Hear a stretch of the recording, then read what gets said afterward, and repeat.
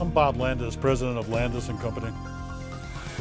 After going up 14% last year, the S&P 500 is up 15% this year. And I don't blame investors for wondering, should I take some money off the table? When are we going to get a correction? Historically, we know that 10% corrections come on average every 29 months in modern history.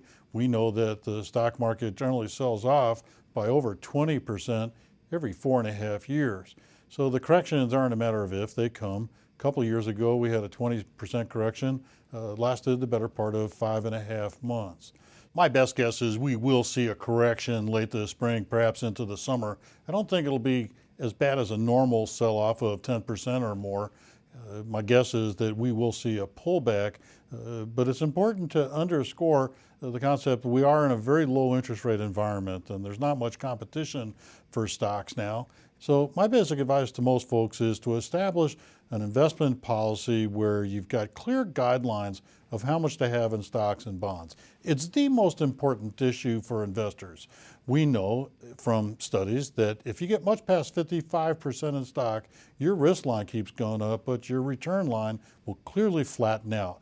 And as a result, you want to stay with roughly 45 to 50, maybe as high as 55% in stocks. So having said that, my advice for most investors is to draft an investment policy statement where you've established the bands of your portfolio. That if you're going to have 50% in stocks, 50% in bonds, don't be afraid to rebalance that portfolio every year or so to stay within your bands. The hard part about markets are that it's the unexpected that typically take markets down. So we can obsess about known risk, but in my experience, it's the unknowns, the proverbial meteor from outer space that blindsides investors and takes stock prices lower. To do really well as a stock investor, it's critically important that you stay in the game. Resist the temptation to try to game the system. Resist the temptation to try to sell when you think stock prices are high. Resist the temptation to try to time the market. Even the pros can't do it.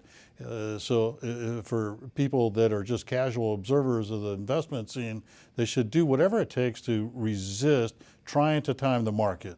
Academic studies, again, show that it's less than 8% of how well you do. So you have to weather the storm, perhaps batten down the hatches when you think the storm clouds are on the horizon. But for most folks, it's time in the market, not market timing, that pays the biggest benefits.